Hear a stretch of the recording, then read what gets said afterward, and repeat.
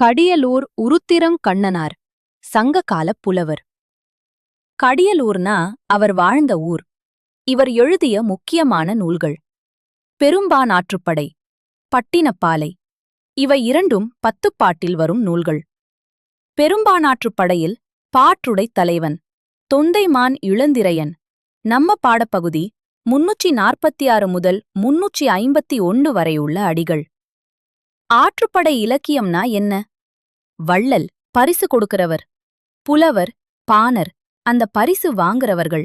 அதாவது ஒரு புலவர் இல்ல பாணர் ஒரு வள்ளலிடம் பரிசு வாங்கிட்டு திரும்பி வரும்போது, அந்த வள்ளல் ரொம்ப நல்லவர், நீங்களும் அங்க போங்கன்னு பிறருக்கு வழிகாட்டுற மாதிரி பாடுறதுதான் ஆற்றுப்படை இலக்கியம். கலங்கரை விளக்கம் சொல்லும்போது வரும் வரி, உறவ நீர் அழுவத்து ஓடுகளம் கரையும் துறை. இந்த வரி கடியலூர் உருத்திரங்கண்ணனார் சொன்னது.